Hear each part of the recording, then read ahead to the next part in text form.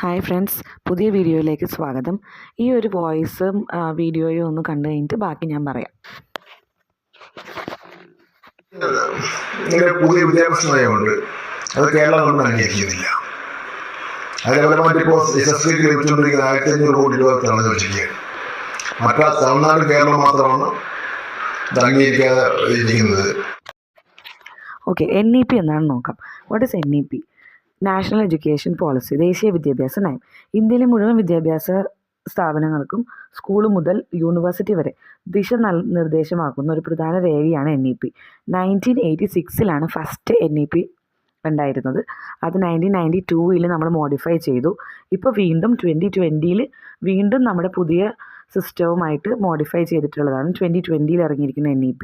ഇതിൻ്റെ സംഗ്രഹം എന്താണെന്ന് പറയാം, ഒരു കണ്ടൻറ്റ്, ഓവറോൾ കണ്ടൻറ്റ് എന്താണെന്ന് പറയാം.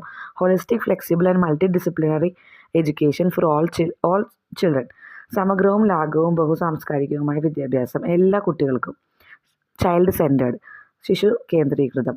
ഇൻക്ലൂസീവ് എഡ്യൂക്കേഷൻ, അതായത് ഡിഫറെൻ്റ്ലി ഏബിൾഡ് ആയിട്ടുള്ള കുട്ടികൾക്ക് പൊതുവിദ്യാലയങ്ങളിൽ പഠിക്കാനുള്ള അവസരം. ഇതിനകത്ത് ഒരു ലെവൽ, സ്കൂൾ ലെവൽ നമുക്ക് എങ്ങനെയാണെന്ന് നോക്കാം. സ്കൂൾ ലെവൽ പണ്ടുണ്ടായിരുന്നത് 10+2 ആയിരുന്നു. ഇപ്പോഴത്തെ സ്കൂൾ ലെവൽ 5+3+3+4 എന്ന് പറഞ്ഞ മോഡലാണ്.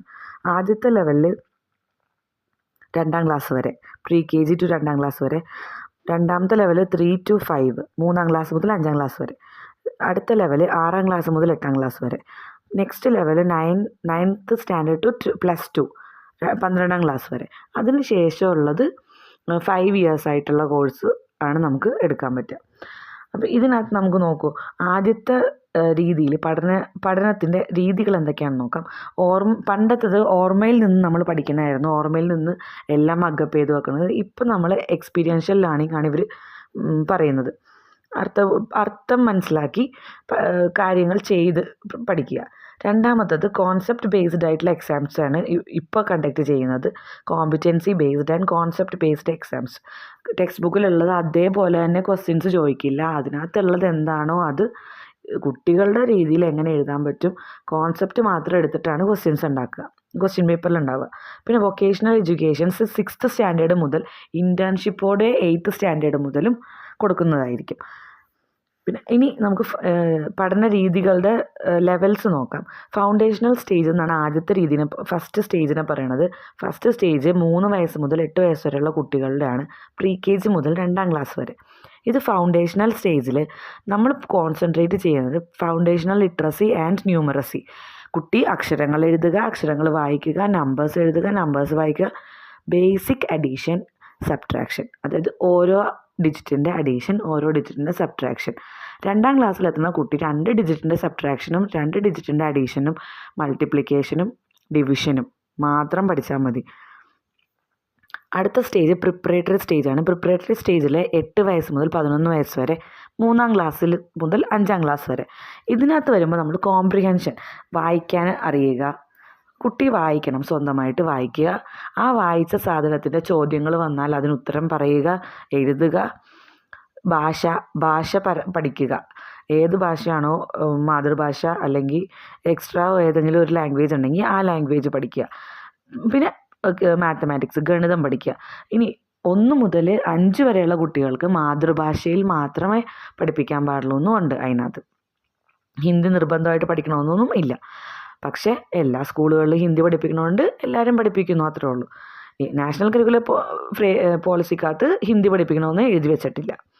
ഇനി അടുത്തത് മിഡിൽ സ്റ്റേജാണ്. 11 years to 14 years, 6ാം ക്ലാസ് മുതൽ 8ാം ക്ലാസ് വരെ. അവിടെ എത്തുമ്പോൾ നമ്മൾ വിഷയങ്ങൾ സെപ്പറേറ്റഡ് ആക്കും. ആ വിഷയം ആഴത്തിൽ പഠിക്കുന്നതിനുള്ളൊരു അവസരമാണിത്. നെക്സ്റ്റ് വരുന്നത് സെക്കൻഡറി സ്റ്റേജാണ്. സെക്കൻഡറി സ്റ്റേജിനകത്ത് 14 വയസ്സ് മുതൽ 18 വയസ്സ് വരെയാണ്. 9ാം ക്ലാസ് മുതൽ 12ാം ക്ലാസ് വരെ. ഇവിടെ നമുക്ക് ഒരു വിഷയം നമുക്ക് തിരഞ്ഞെടുക്കാം.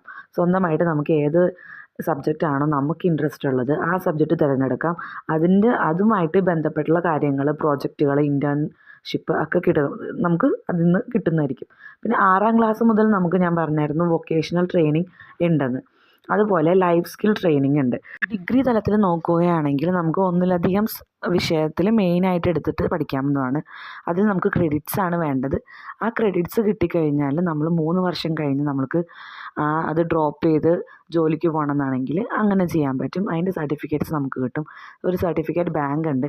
നമ്മുടെ എല്ലാ സർട്ടിഫിക്കറ്റുകളും, നമ്മുടെ ട്രാൻസ്ഫർ സർട്ടിഫിക്കറ്റുകളും, ഏത് സ്കൂളിൽ നിന്ന് ഒന്നാം ക്ലാസ് മുതൽ ഏത് സ്കൂളിൽ പഠിച്ചു അതിൻ്റെ എല്ലാത്തിൻ്റെയും ട്രാൻസ്ഫർ സർട്ടിഫിക്കറ്റ് അടക്കം നമുക്ക് ഈ ബാങ്കിൽ നിന്ന് കിട്ടും. അതിനകത്ത് ഡിജി ലോക്കറിലായിരിക്കും എല്ലാം ഉണ്ടാവുക. ഇതെല്ലാം നമുക്ക് ഈ ഒരൊറ്റ ആപ്പിലായിരിക്കും ഇതെല്ലാം ഉണ്ടാവുക. ഈ NEP ഗൂഗിളിൽ അടിച്ചു കൊടുത്താൽ നമുക്ക് NEPയുടെ PDF കിട്ടും. അത് വായിച്ചു കഴിഞ്ഞാൽ നമുക്ക് ഇതൊക്കെ മനസ്സിലാകാവുന്നതേ ഉള്ളൂ. ഒരു പാർട്ടിയുടെ അനുഭാവിയായിട്ടൊന്നും അല്ല ഞാനിത് പറയണത്. NEP നടപ്പാക്കുന്നത് നല്ലത് തന്നെയാണെന്നുള്ള രീതിക്ക് പറഞ്ഞതേ ഉള്ളൂ. വിമർശനങ്ങളും പൊങ്കാലകളും ഒക്കെ പ്രതീക്ഷിക്കുന്നു. ഇനി ഒരു വീഡിയോ ആയിട്ട് വരുമ്പോഴേക്കും ബൈ.